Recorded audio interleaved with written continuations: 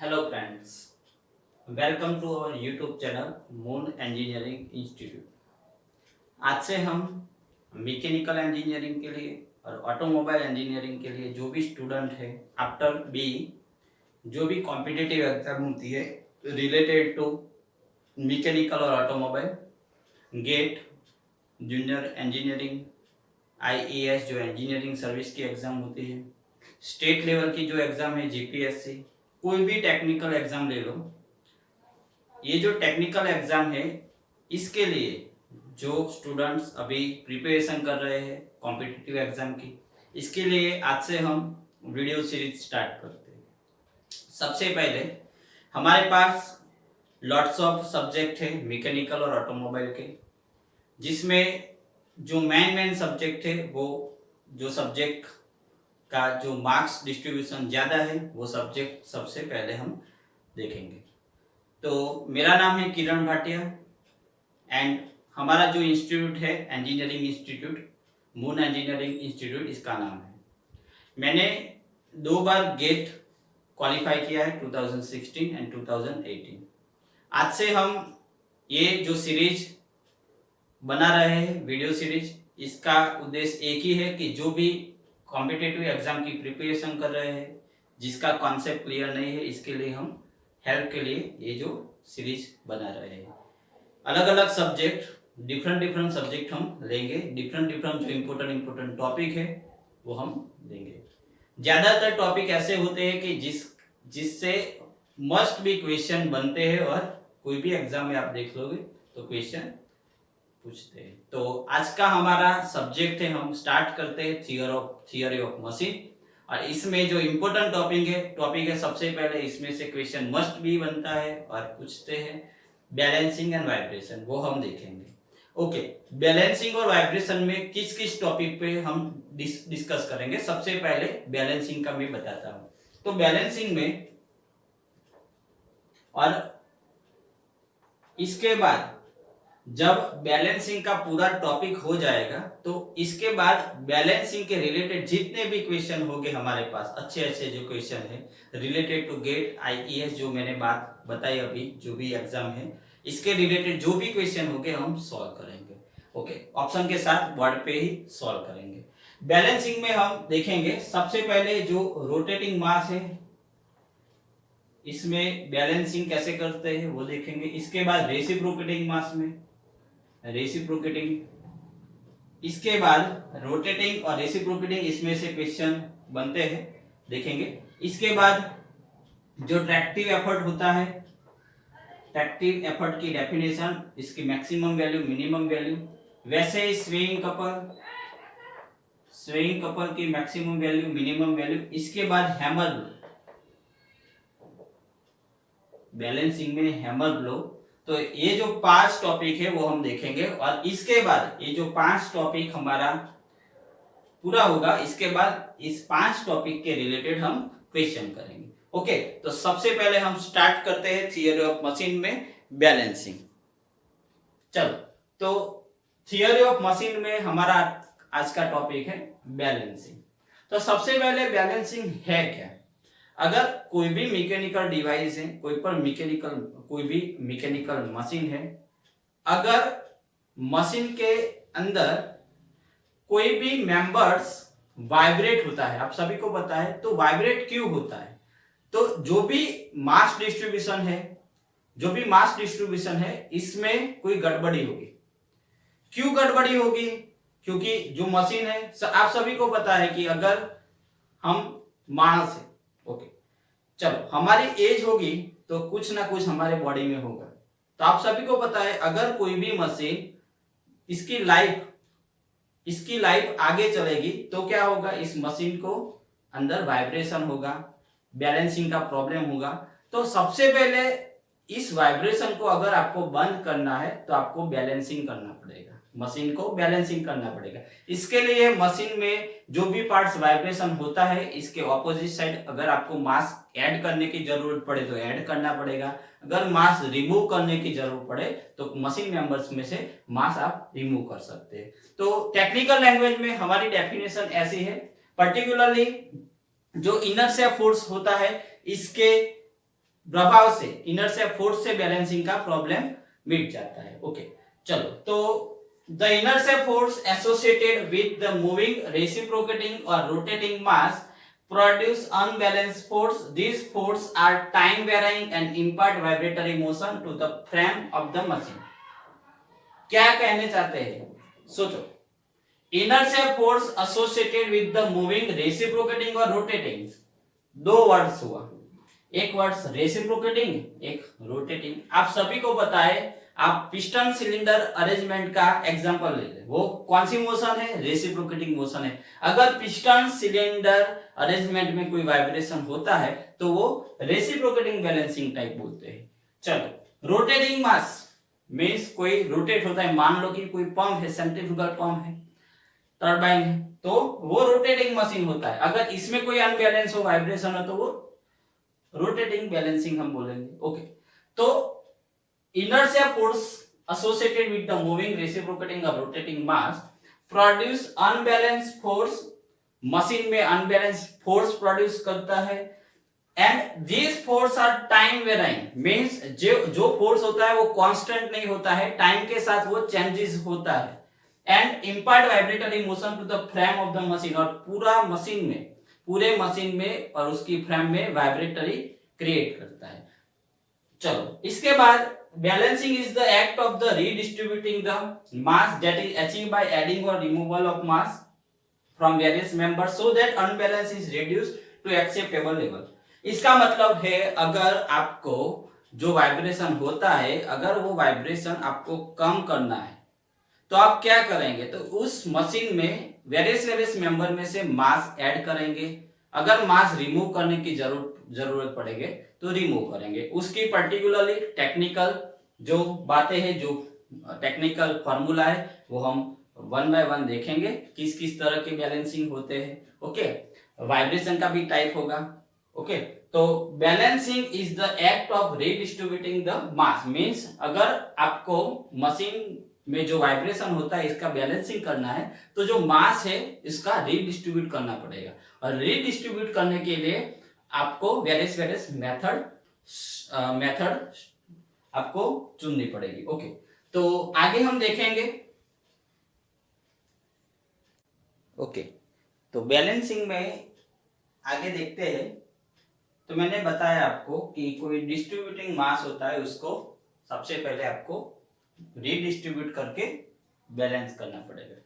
तो मान लो ये शाफ्ट है और ये जो शाफ्ट है वो ओमेगा एंगुलर वेलोसिटी से रोटेट हो रही है। ओके, मान लो कि स्मॉल एम जैसे कोई डिस्ट्रीब्यूटिंग मास है, वो रेडियस आर डिस्टेंस से है शाफ्ट से, एम का रेडियस है आर शाफ्ट से। ओके, जब शाफ्ट रोटेट होगी तो ये जो डिस्ट्रीब्यूटिंग मास पे सेंट्रीफ्यूगल फोर्स लगेगा, और ड्यू टू सेंट्रीफ्यूगल फोर्स ये जो शाफ्ट है इसमें वाइब्रेशन होगा, शाफ्ट बेंड होने की आवश्यकता होगी, शाफ्ट बेंड हो सकती है। तो अगर इस वाइब्रेशन को आपको कम करना है, इस वाइब्रेशन को आपको मिटाना है, वाइब्रेशन कम करना है, बैलेंसिंग करना है, मींस उसका मतलब है बैलेंसिंग करना है, तो क्या करना पड़ेगा, सेम प्लेन में, मींस अगर एक्स प्लेन है तो इसके opposite side minus x plane, उसको एक्स प्लेन ही बोलते हैं, तो एम आर जैसे आर जितनी रेडियस से है इसके ऑपोजिट साइड हम बैलेंसिंग मास रखेंगे, उसकी रेडियस आर भी रखेंगे, इक्वल एंगुलर वेलोसिटी होगी, क्योंकि शाफ्ट की जो एंगुलर वेलोसिटी है वो तो चेंज नहीं होगी। ओके, तो इसके लिए दो कंडीशन है, स्टैटिक बैलेंसिंग और डायनेमिक बैलेंसिंग। ओके, चलो, तो मैंने जस्ट आपको बताया कि ये जो डिस्ट्रीब्यूटिंग मास है, distributing mass attach to the rotating shaft at radius r exert a centrifugal force m are omega square. कितना सेंट्रीफ्यूगल फोर्स लगेगा, एम आर ओमेगा स्क्वायर, क्योंकि ये रोटेट होती है, angular velocity of omega, that tends to the bend the shaft and set up vibration. इसके centrifugal force से क्या होगा शाफ्ट में, तो वाइब्रेशन क्रिएट होगा, शाफ्ट बेंड हो सकती है। तो क्या करना पड़ेगा, इसको बैलेंस करना पड़ेगा, क्योंकि अगर बैलेंस नहीं करोगे तो जो शाफ्ट पावर ट्रांसमिट करते हैं वो पावर ट्रांसफर में क्या होगा, लॉस होगा। इसलिए उसको वाइब्रेशन है, वाइब्रेशन को आप जो मास अनबैलेंस करता है उसको बैलेंस करना पड़ेगा, रीडिस्ट्रीब्यूट करना पड़ेगा। तो इसके लिए हम क्या करेंगे, to balance the centrifugal force another mass mb, उसको हम बैलेंसिंग मास बोलते हैं, और balancing mass is attached to the opposite side of the shaft in the same plane at radius rb।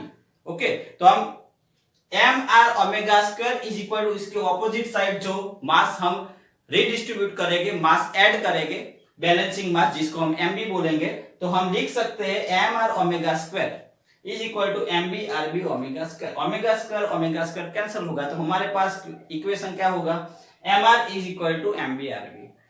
चलो, इस इक्वेशन में आपको ये याद रखना पड़ेगा कि जो बैलेंसिंग मास की रेडियस होगी वो जो ओरिजिनल रेडियस है, डिस्ट्रीब्यूटिंग मास की जो रेडियस है इससे कम होगी। ओके, चलो, तो आगे ये जो बैलेंसिंग है, कंप्लीट बैलेंस के लिए हमारे पास दो कंडीशन है वो सेटिस्फाई होनी चाहिए। एक कंडीशन है स्टैटिक बैलेंसिंग और दूसरी कंडीशन है डायनेमिक बैलेंसिंग। ओके, तो स्टैटिक बैलेंसिंग क्या है, डायनेमिक बैलेंसिंग क्या है, वो देखते हैं। ओके, तो रोटेटिंग मासेस के लिए जो एग्जांपल दिए मैंने, शाफ्ट जो रोटेट होते हैं, अगर ये जो कंडीशन है हमारे पास M are is equal to M B are B, this arrangement for balancing gives rise to a couple which tends to rock the shaft in its bearing। means इतना करने से कुछ नहीं होगा। अगर आपको कंप्लीट बैलेंस करना है तो दो कंडीशन सेटिस्फाई होनी चाहिए। फर्स्ट कंडीशन क्या है, जो भी डायनेमिक फोर्स लगता है, the net dynamic force acting on the shaft is equal to zero. ये हमारी फर्स्ट कंडीशन है, the net dynamic force acting on the shaft is equal to zero। ये जो कंडीशन है वो हमें क्या बताना चाहती है, अगर जो नेट डायनेमिक फोर्स जीरो होता है उसको हम बोलते हैं स्टैटिक बैलेंसिंग।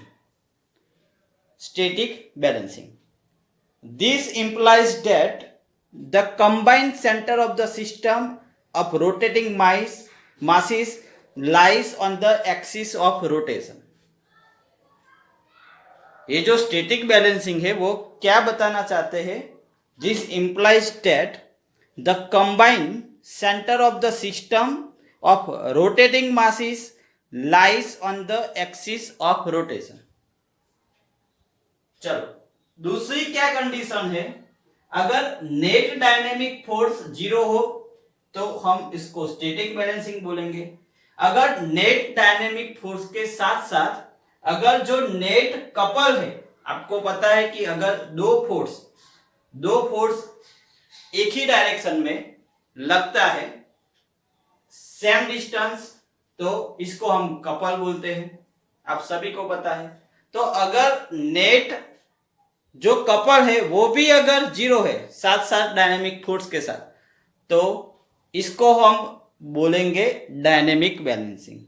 ओके, तो स्टैटिक बैलेंसिंग क्या इंप्लाइज करता है, this implies that the combined centre of the system of rotating mass, means जो पूरी सिस्टम है उसका जो सेंटर है, रोटेटिंग मास सिस्टम का जो सेंटर है वो रोटेशन की एक्सिस पे मिलता है, मीन्स जो हमारी शाफ्ट की एक्सिस है उससे मिलता है, वो बताता है हमारा स्टैटिक बैलेंसिंग। और अगर नेट कपल भी जीरो है डायनेमिक फोर्स के साथ साथ, तो उसको हम बोलेंगे डायनेमिक बैलेंसिंग। अगर दो कंडीशन ले ले, the condition 1 and 2 together give dynamic balancing. Okay, तो ये जो बात की वो रोटेटिंग मास के लिए थी। अब हम रेसिप्रोकेटिंग मास के बारे में देखेंगे। ओके, तो इससे आगे हम देखेंगे कि अगर रेसिप्रोकेटिंग इंजन के बारे में हम सोचें तो आप सभी को पता है कि in reciprocating engine there are three main element, crank, connecting rod and piston. Crank, revolve, piston, reciprocate, and connecting rod convert the reciprocating of motion of piston into rotary motion of crank. Means crank rotary motion कर रहे हैं. चलो इसके balancing के बारे में हम बात करें तो सबसे पहले कितना अनबैलेंस फोर्स है वो हम देखेंगे. तो सबसे पहले अगर क्रैंक का रिवॉल्यूशन की जो एंगुलर वेलोसिटी है वो अगर हम ओमेगा ले तो जो हमारा सेंटर है जो मेन सेंटर है मैंने बताया था कि जो मेन सेंटर होगा वो एक्सिस ऑफ रोटेशन पे होगा. तो इस पे लगता है m are omega square centrifugal force because rotation होता है. अगर ये एंगल थीटा है क्रैंक एंगल थीटा है तो इसका दो पार्ट्स होगा दो कंपोनेंट होगा m are omega square sine theta m are omega square cos theta. Along the axis जो लगता है उसको हम प्राइमरी फोर्स बोलते हैं. Now, for a reciprocating engine mechanism, the inertial unbalanced force that needs to be balanced equals the force required to acceleration the reciprocating masses. अगर आपको for a reciprocating engine, अगर reciprocating engine के अंदर जो mechanism है, the inertial unbalanced force that needs to be balanced equals to अगर आपको जो unbalanced force है, वो unbalanced force को equal करने के लिए means unbalanced force को इसको जो बैलेंस है अनबैलेंस फोर्स को अगर बैलेंस करना है needs to be balance equals the force required to accelerate the reciprocating masses. जो रेसिप्रोकेटिंग मासेस का एक्सेलरेशन से जो फोर्स मिलता है वैसे इक्वल करके हम ला सकते हैं. चलो तो कितना फोर्स है फोर्स का फॉर्मूला क्या है मास इनटू एक्सेलरेशन. जो रेसिप्रोकेटिंग मासेस है कंपोनेंट के उसका एक्सेलरेशन हम लिख सकते हैं r omega square cos theta plus cos 2 theta by n. ये फॉर्मूला एक्सेलरेशन है का है where n is equal to l by जिसको हम ऑब्लिक्विटी रेशियो बोलते हैं. L means length of connecting rod and r means radius of crank. Crank की जो लेंथ होती है वो. चलो तो M R omega square cos theta और M are omega square cos 2 theta by N. तो सबसे पहले जो M are omega square cos theta है हमारा M are omega square cos theta इसको हम प्राइमरी बैलेंस फोर्स बोलते हैं. क्या बोलते हैं प्राइमरी बैलेंस फोर्स. ये हमारा प्राइमरी बैलेंस फोर्स है primary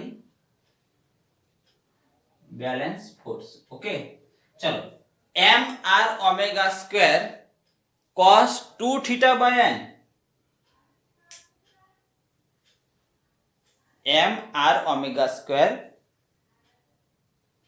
cos 2 theta by N उसको हम प्राइमरी अनबैलेंस फोर्स और M are omega square cos 2 theta by N को बोलते हैं secondary unbalance force. Secondary unbalance force. Okay तो M R omega square cos theta तो cos theta को हम बोलेंगे primary unbalance force and m are omega square cos 2 theta by N को हम बोलेंगे सेकेंडरी अनबैलेंस फोर्स. चलो अब सोचो m are omega square cos theta है. अगर कॉस 0 लिखूं तो एम आर ओमेगा स्क्वायर मिलेंगे. अगर cos पाई बाय 2 लिखेंगे तो प्राइमरी अनबैलेंस फोर्स 0 होगा. अगर 180 मींस पाई तो एम आर ओमेगा स्क्वायर होगा. और अगर इसके आगे 360 मींस 0 डिग्री. ओके तो 270 डिग्री 3 पाई बाय 2 तो उसका आंसर भी 0 होगा. तो अगर मैं theta is equal to 0 degree लिखूं और theta is equal to 180 degree लिखो मीन्स अगर ये जो क्रैंक है टोटली 1 रिवॉल्यूशन रिवॉल्व होती है, 1 रिवॉल्यूशन करते हैं अगर क्रैंक को, तो हमारा प्राइमरी अनबैलेंस फोर्स, जिसको हम शॉर्ट में लिखते हैं PUF, primary unbalance force, twice times means 2 times maximum होगा 0 डिग्री पे और 180 डिग्री पे। और कितना होगा, cos 0 1 है, cos 180 डिग्री -1 है, लेकिन वो ऑपोजिट डायरेक्शन में होगी, माइनस साइन हमें डायरेक्शन दर्शाते हैं। ओके, चलो वैसे ही mr cos 2 theta bye n, ये जो है वो हमारा सेकेंडरी अनबैलेंस फोर्स है, सेकेंडरी अनबैलेंस फोर्स। ओके, चलो अब सोचो सेकेंडरी अनबैलेंस फोर्स, अगर जब क्रैंक टोटली एक रिवॉल्यूशन फरते, अगर क्रैंक टोटली एक रिवॉल्यूशन फरते हैं, तब 4 टाइम्स मैक्सिमम होगा, 0 डिग्री पे भी मैक्सिमम होगा, 90 डिग्री पे भी मैक्सिमम होगा, 180 डिग्री पे भी मैक्सिमम होगा, और आप 360 डिग्री भी लिख सकते हो।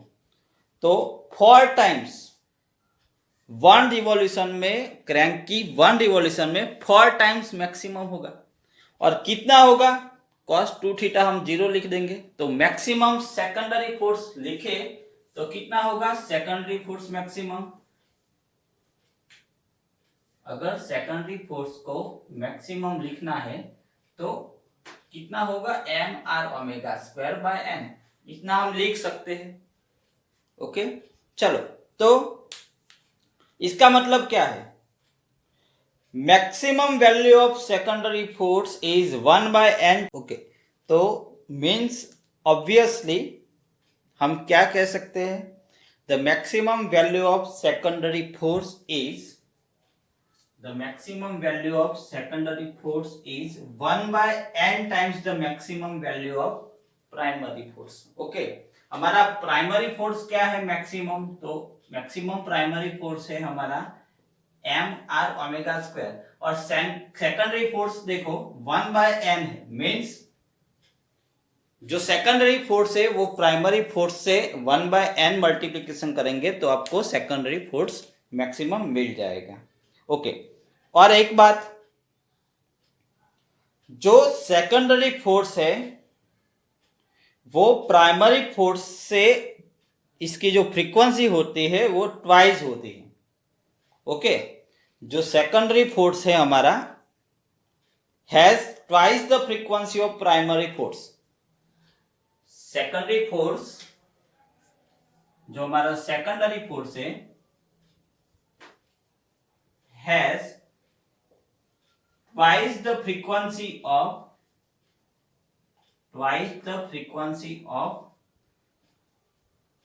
primary force, twice the frequency of primary force, but generally इसको हम लो स्पीड से नेग्लेक्ट करते हैं। ओके, इसको हम लो स्पीड से नेग्लेक्ट करते हैं। ओके, चलो तो ये जो बताया मैंने primary unbalance force and secondary unbalance force, तो इसका इक्वेशन एमसीक्यूएस में आते हैं कि फॉलोइंग, आपको 4 एमसीक्यूएस दे देंगे और आपको क्वेश्चन पूछेंगे कि इसमें से किस फार्मूला प्राइमरी अनबैलेंस फोर्स है, किस फार्मूला सेकेंडरी अनबैलेंस फोर्स है। आपको ये भी पूछ सकते हैं कि किस एंगल पे प्राइमरी अनबैलेंस फोर्स मैक्सिमम होता है, कितनी बार मैक्सिमम होता है क्रैंक की एक रिवॉल्यूशन पे, सेकेंडरी फोर्स कितना आता है, किस एंगल पे वो मैक्सिमम होता है, कितनी बार मैक्सिमम होता है। ओके, चलो आगे देखते हैं एक इंपॉर्टेंट बात। इससे आगे देखें तो in reciprocating engine usually a fraction c of reciprocating masses is balanced। Reciprocating engine में जो फ्रैक्शन c होता है, जो reciprocating masses balance, c is a fraction of the reciprocating masses balance, इसको हम c से डिनोट करेंगे। जो रेसिप्रोकेटिंग मासेस का बैलेंस होगा उसको हम फ्रैक्शन c से डिनोट करते हैं। Due to partial balancing of reciprocating masses there occurs two times means unbalance primary force along the line of stroke means जो लाइन होता है स्ट्रोक का लाइन पिस्टन का जो स्ट्रोक होता है along the line of stroke इसका equation होगा 1 minus C M R omega square cos theta होगा। लेकिन अगर perpendicular unbalance primary force along the perpendicular to the line of stroke जो हमारी लाइन ऑफ स्ट्रोक है इसके परपेंडिकुलर ले तो cos 90 plus theta means sin theta होगा। तो इसका इक्वेशन होगा c M R omega square sine theta. ये जो है अलोंग द परपेंडिकुलर है ये भी एमसीक्यूज बन सकते हैं। Along the line of stroke का equation 1 minus C M R omega square cos theta. C क्या है तो जो रेसिप्रोकेटिंग मासेस बैलेंस किया है उसका फ्रैक्शन है। ओके चलो अगर हमें रिजल्टेंट अनबैलेंस फोर्स चाहिए कोई भी इंस्टेंस से रिजल्टेंट अनबैलेंस फोर्स चलो तो रिजल्टेंट अनबैलेंस फोर्स चाहिए तो resultant unbalance force at any instant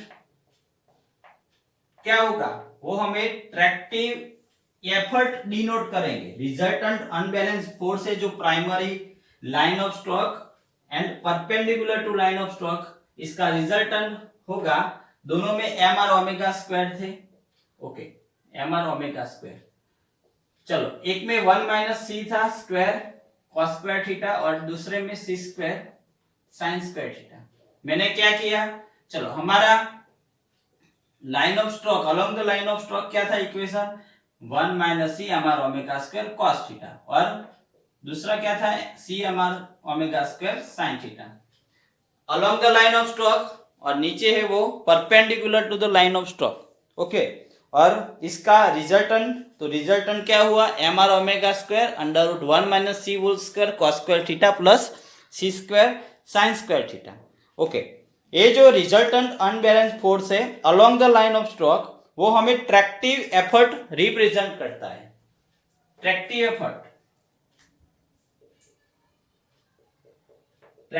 effort represent the resultant force along the line of stroke okay तो tractive effort represent the resultant unbalance force जो resultant force है कैसा force unbalance force resultant unbalance force along the line of stroke with crank of cylinder inclined at theta and 90 plus theta with the line of stroke the tractive efforts equal to अगर tractive effort theta angle पे और 90 plus theta angle पे हमें find करना है। Tractive effort किस angle पे crank का थीटा एंगल पे क्रैंक का एंगल थीटा और क्रैंक का 90 plus theta along the line of stroke. अगर हमें ट्रैक्टिव एफर्ट का इक्वेशन लिखना है थीटा एंगल पे और 90 प्लस थीटा एंगल पे तो हमारा लाइन ऑफ स्ट्रोक पे कॉस लिया था तो इसका इक्वेशन होगा 1 plus c M R omega square cos theta angle और इसका equation 1 minus C M R omega square cos 90 plus theta. Okay चलो तो ये जो इक्वेशन है थीटा एंगल पे और 90 प्लस थीटा एंगल पे मैंने ट्रैक्टिव एफर्ट का इक्वेशन लिखा है। ओके चलो फाइनली अगर तो 90 plus theta cos 90 plus theta minus sine theta होगा तो फाइनली टोटली हम ऐसे लिख सकते हैं इसका tractive effort is equal to 1 minus C M R omega square ये कॉस थीटा है और ये cos 90 plus theta minus sine theta होगा क्योंकि सेकंड क्वाड्रेंट होगा। तो ये हमारा ट्रैक्टिव एफर्ट का फाइनल इक्वेशन हुआ, 1 minus C M R omega square cos theta minus sine theta, ये इंपॉर्टेंट इक्वेशन है। ओके, चलो अब ये जो ट्रैक्टिव एफर्ट है वो ट्रैक्टिव एफर्ट किस एंगल पे मैक्सिमम होता है और किस एंगल पे मिनिमम होता है वो देखते हैं। ओके, तो जो हमारा ट्रैक्टिव एफर्ट है इसका फॉर्मूला होगा 1 minus C M R omega square cos theta minus sine theta. चलो, अगर ट्रैक्टिव एफर्ट का मैक्सिमाइजेशन और मिनिमाइजेशन चेक करना है तो इसमें variable cos theta minus sine theta है, अगर ये डिफरेंशिएट करेंगे तो हमें मिलेंगे tan theta is equal to -1। तो tan theta is equal to -1 पे वो मैक्सिमाइजेशन और मिनिमाइजेशन मिलेंगे। Okay, tractive effort is thus maximum और minimum when theta is equal to 135 degree and 315 degree 315 degree. तो मैक्सिमम वैल्यू के लिए हमारा एंगल होगा 135 डिग्री, क्योंकि 135 पे tan थीटा -1 होता है। तो अगर ये थीटा के बदले हम 135 पुट करेंगे तो ट्रैक्टिव एफर्ट की हमारी मैक्सिमम वैल्यू होगी √2 1 - c mr omega square. Okay, अगर मिनिमम वैल्यू, तो मिनिमम वैल्यू के लिए 315 डिग्री, ये एमसीक्यूएस बन सकते हैं कि किस एंगल पे ट्रैक्टिव एफर्ट की मैक्सिमम वैल्यू मिलती है। तो 135 डिग्री कितने मिलती है, √2 1 - c mr ओमेगा स्क्वायर। अगर 315 डिग्री पुट करोगे तो मिनिमम वैल्यू होगी वो -√2 1 - c mr ओमेगा स्क्वायर होगी। ओके, तो ट्रैक्टिव एफर्ट्स इंपॉर्टेंट टर्म्स है। इसके बाद जो टर्म्स है स्वेइंग कपल, तो इसके बारे में देखेंगे। ओके, और इसके बाद जो भी टॉपिक अभी तक देखा है तो इसके पे एमसीक्यूएस हम सॉल्व करेंगे, 1 बाय 1 एमसीक्यूएस सॉल्व करेंगे। चलो, तो स्वेइंग कपल देखते हैं। ओके, तो नेक्स्ट टॉपिक है हमारा स्वेइंग कपल। तो सबसे पहले जो हमारा अनबैलेंस फोर्स है, आप देखते हैं अगर हम 2 सिलेंडर ले, ये हमारा सिलेंडर 1 है, मान लो कि ये हमारा सिलेंडर 1 है। ओके, और ये हमारा सिलेंडर 2 है।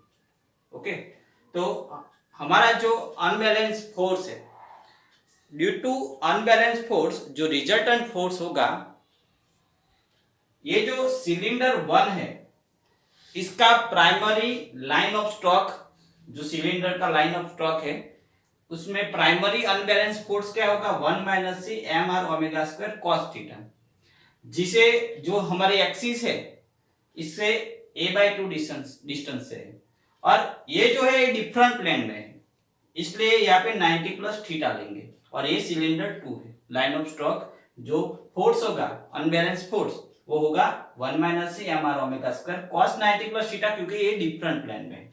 अब स्वेइंग कपल का मतलब क्या होता है कि ये जो अनबैलेंस फोर्स है, रिजल्टेंट अनबैलेंस फोर्स अलग अलग प्लेन में है, अलग अलग डिस्टेंस से है। तो ये जो सिलेंडर 1 है और सिलेंडर 2 है वो क्लॉकवाइज और एंटी क्लॉकवाइज डायरेक्शन में अल्टरनेटिव कपल जनरेट करेंगे।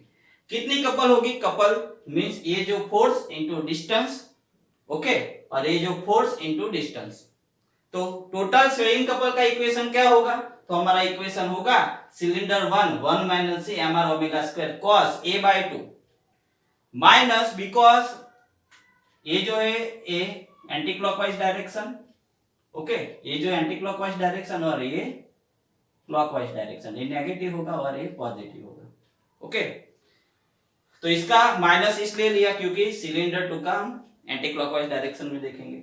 1 - c mr omega square cos 90 plus theta into a/2 cos 90 plus theta minus sin theta होगा और माइनस माइनस प्लस हो जाएगा। तो हमारा फाइनली स्वेइंग कपल का आंसर होगा 1 - c, मींस इक्वेशन होगा 1 - c mr omega square a/2 cos theta plus sin theta.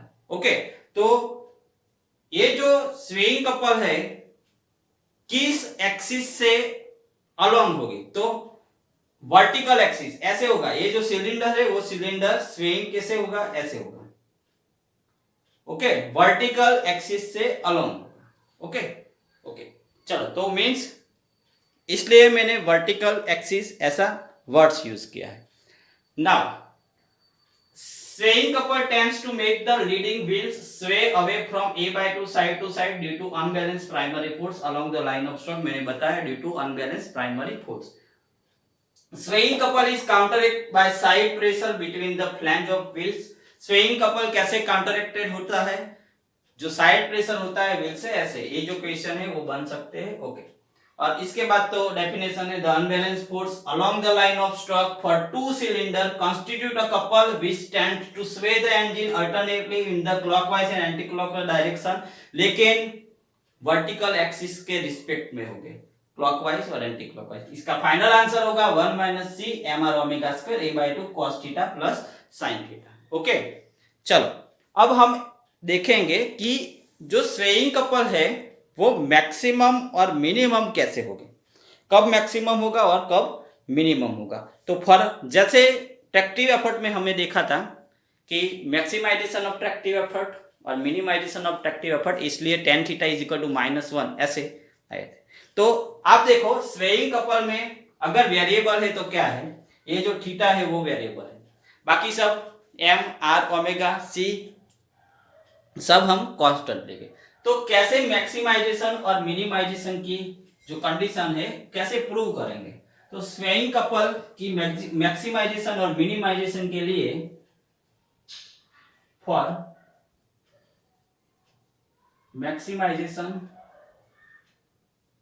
और minimization d/d theta cos theta plus sin theta is equal to 0, because cos theta plus sin theta है वो variable है। Okay, तो d/d theta cos theta plus sin theta is equal to 0। चलो अब आप solve करेंगे तो cos थीटा का होगा minus sin theta, sin theta का होगा cos theta is equal to 0, ऐसे हम लिख सकते हैं। ओके, चलो cos theta is equal to sin theta लिख सकते हैं, तो यहाँ पे 1 होगा sin theta by cos theta, sin theta by cos theta means tan theta is equal to 1। तो मैक्सिमाइजेशन और मिनिमाइजेशन के लिए जो प्राइमरी कंडीशन है हमारी वो कौन सी है? tan theta is equal to 1, जब ट्रैक्टिव एफर्ट में tan theta is equal to -1 थी। ओके, क्या थी? -1 थी। चलो अब मैक्सिमम और मिनिमम के लिए आप सोचो tan theta is equal to -1, कब आपकी वैल्यू tan की कौन से एंगल पे वैल्यू 1 होगी? तो एक 45 पे होगी और एक 225 डिग्री पे होगी। ओके, तो मैक्सिमम वैल्यू 45 पे होगी और मिनिमम वैल्यू 225 पे होगी। तो maximum swaying couple at theta is equal to 45 degree.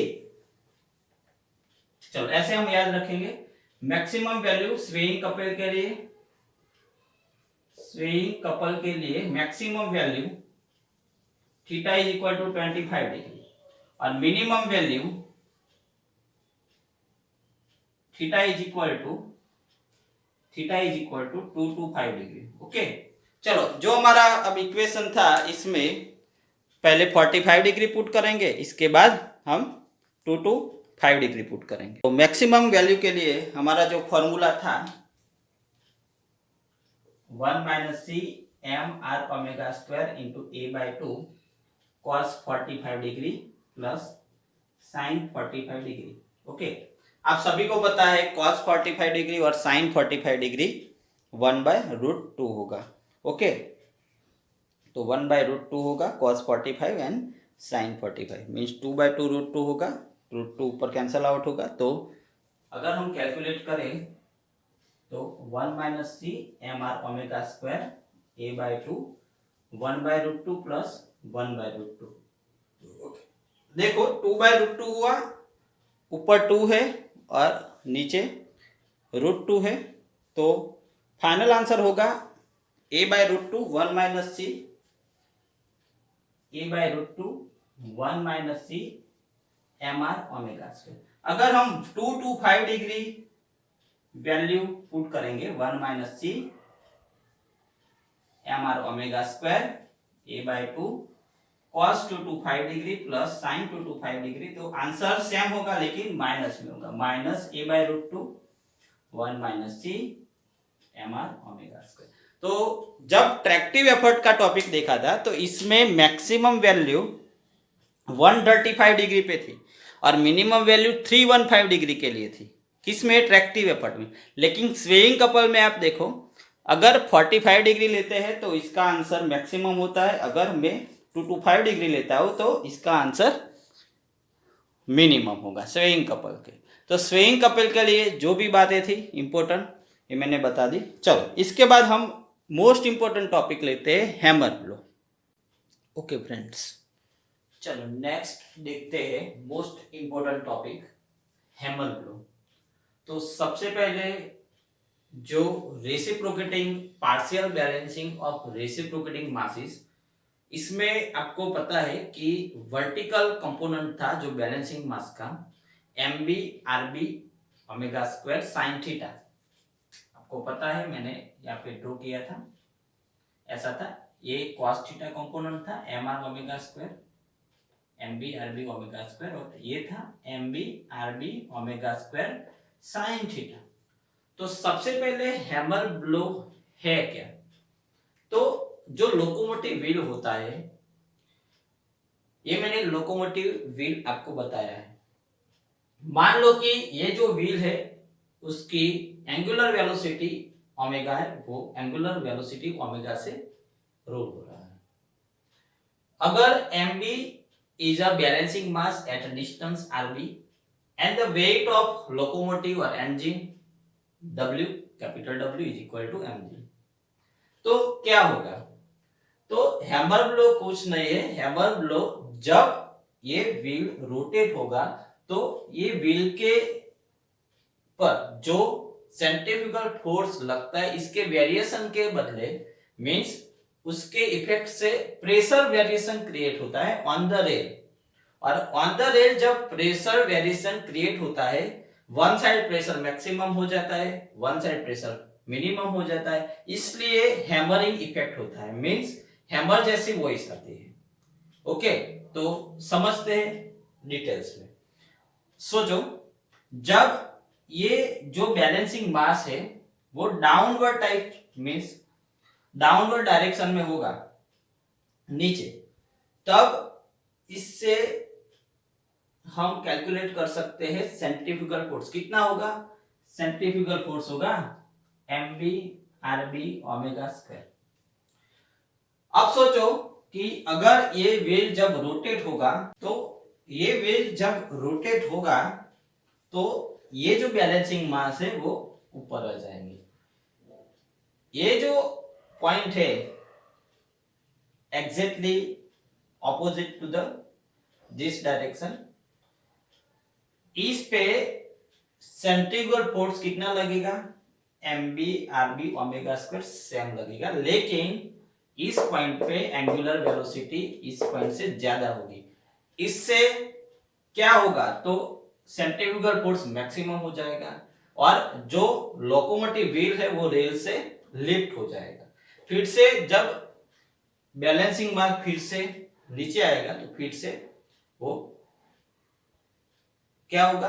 तो ये जो व्हील है वो रेल से अटैक हो जाएगा, फिर से जब ऊपर आएगा फिर से लिफ्ट होगा। तो ऐसे हैमरिंग इफेक्ट होते हैं, उसको बोलते हैं हैमरिंग इफेक्ट। चलो अब कैलकुलेशन करना है। तो जो वर्टिकल फोर्स है, हमारे पास फॉर्मूला है, मैंने बताया M B R B omega square sine theta, ये जो वर्टिकल कंपोनेंट है इससे हैमरिंग इफेक्ट होती है। लेकिन अगर मैक्सिमम प्रेशर हमें कैलकुलेट करना है कि कितना मैक्सिमम प्रेशर लगता है, तो ये जो वेट है, ये जो वेट है, ये वेट इस जो सेंट्रीफ्यूगल फोर्स लगेगा, जो कंपोनेंट है M B R B omega square sine theta plus होगा, डाउनवर्ड डायरेक्शन में होगा, तो मैक्सिमम प्रेशर होगा W plus M B R B omega square. लेकिन जब ये जो बैलेंसिंग मास है वो ऊपर जाएंगे तो W की डायरेक्शन डाउनवर्ड है और M B R B omega square की डायरेक्शन अपवर्ड है, तो मिनिमम प्रेशर होगा W minus M B R B omega square. अगर मुझे प्रेशर वेरिएशन, प्रेशर डिफरेंस चाहिए तो क्या होगा? W प्लस और minus M B R B omega square. Okay, चलो अगर आपको ये जो एंगुलर वेलोसिटी है वो फाइंड करनी है तो हम क्या करेंगे? तो मान लो कि ये जो अपर डायरेक्शन में जो सेंट्रीफ्यूगल फोर्स लगता है, अगर मुझे इसको कंट्रोल में करना है तो क्या करना पड़ेगा, तो W के साथ कंपेयर करेंगे। अगर mb/rb ओमेगा स्क्वायर को कंट्रोल में करना है तो W is equal to mb/rb omega square condition हम ले सकते हैं। तो W is equal to mb/rb omega square, where W is a weight of locomotive, weight of engine. mb means mass, balance mass, rb means radius of balance mass, and omega is a angular velocity of locomotive wheel. Okay, इसमें से अगर आप omega angular velocity को lead करेंगे तो omega is equal to under root W by mb/rb ऐसा मिल सकता है। ओके, चलो यहाँ पे मैंने वेक्टर डायग्राम आपको बताया है। ये क्या है, अगर जब ये जो बैलेंसिंग मास है वो जीरो पे होगा तो आपको पता है साइन जीरो जीरो होगा, तो जीरो से हम स्टार्ट करते हैं। जब ये जो बैलेंसिंग मास है जब ऊपर जाएंगे 90 डिग्री, तो 90 डिग्री पे बैलेंसिंग मास मैक्सिमम मिलेगा। Maximum means angle theta is equal to 90। अगर इसमें आप sin 90 पुट करेंगे तो आपको मिलेगा mb/rb ओमेगा स्क्वायर। ओके, चलो जब ये बैलेंसिंग मास फिर से 180 पे आएगा तो फिर से जीरो हो जाएगा क्योंकि साइन 180 जीरो है। और फिर से बैलेंसिंग मास 270 पे आएगा तो फिर से आपको उसकी वैल्यू मिलेगी 270 पे mb/rb ओमेगा स्क्वायर। लेकिन जब बैलेंसिंग मास डाउनवर्ड डायरेक्शन में होगा तो वो जो व्हील है वो चिपकेगा रेल से, लेकिन जब वो बैलेंसिंग मास अपर डायरेक्शन में जाएगा तो वो लिफ्ट होगा। इसलिए ये जो प्रेशर डिफरेंस है, इसलिए प्रेशर डिफरेंस से हैमरिंग इफेक्ट होती है, हैमर ब्लो बोलते हैं। तो इसकी डेफिनेशन क्या है, the unbalanced force in vertical direction produce a variation of pressure and it is known as hammer blow। जो वर्टिकल कंपोनेंट से जो प्रेशर डिफरेंस क्रिएट होता है, वेरिएशन क्रिएट होता है, कितना होता है W प्लस और माइनस mb/rb ओमेगा स्क्वायर, इसलिए जो इफेक्ट होती है, जो वॉइस आता है हैमरिंग जैसा, उसको बोलते हैं हैमर ब्लो। चलो हैमर ब्लो में जो इंपॉर्टेंट बात है वो मैं बताता हूं। चलो हैमर ब्लो के बारे में जो इंपॉर्टेंट बात है वो हम देखते हैं। सबसे पहले it is a measure of the maximum magnitude of the unbalanced force along the perpendicular to the line of stroke। perpendicular means vertical component mb/rb omega square sin theta. Okay, जो unbalance force होता है वो। दूसरी बात, जो hammer blow है is a directly proportional to the omega square, जो angular velocity होती है इसके स्क्वायर के डायरेक्टली प्रोपोर्शनल होता है। चलो ये जो अनबैलेंस फोर्स है वो कब मैक्सिमम होगा, तो theta is equal to 90 degree और 270 डिग्री पे वो मैक्सिमम होगा। Hammer blow cause variation in pressure between the wheel and the rails. The pressure difference that leads to lifting of the wheels from the rails and striking back on the rails। मैंने बताया कि जो locomotive wheel होता है, अगर ये जो wheel है, अगर आपका जो बैलेंसिंग मास है डाउनवर्ड डायरेक्शन में होगा तो क्या होगा, स्ट्राइक होगा। लेकिन जब ये जो बैलेंसिंग मास रोटेट होके ऊपर जाएगा तो लिफ्ट होगा। तो प्रेशर डिफरेंस क्रिएट होता है, कितना होगा, प्रेशर डिफरेंस अभी देखा। Hammer blow occurs when center of gravity of the balancing weight is directly above or below the wheel center। मैंने अभी बताया ये हमारा व्हील सेंटर है, balancing mass centre of gravity से अबोव और बिलो होगा तब हैमरिंग इफेक्ट होगा, हैमरिंग ब्लो होगा। अब हैमर ब्लो को रिड्यूस करना है तो क्या करना पड़ता है, क्या करेंगे, वो मोस्ट इंपोर्टेंट बात है। कई बार कॉम्पिटिटिव एग्जाम में पूछा है कि हैमर ब्लो कैसे रिड्यूस होता है। तो अगर आप जो स्पीड है, एंगुलर वेलोसिटी है, वो कम करेंगे तो हैमर ब्लो कम होगा। अगर स्पीड कम करना नहीं है तो जो व्हील है वो 2 या 3 व्हील को कपल करना पड़ेगा। आपने देखा होगा कि जो हमारी रेल होती है इसमें जो व्हील होता है, लोकोमोटिव व्हील कपल करते हैं। क्यों कपल करते हैं, क्योंकि हैमर ब्लो ना हो। ओके, तो सारी बातें बैलेंसिंग में मैंने बताई। Partial balancing of reciprocating masses, rotary masses, tractive effort, then after swaying couple and hammer flow। Okay, चलो अब इस वीडियो में इतना रखते हैं। अगले वीडियो में टोटली बैलेंसिंग से जो भी क्वेश्चन है वो हम सॉल्व करेंगे। ओके, चलो तो नेक्स्ट वीडियो में मिलते हैं हम।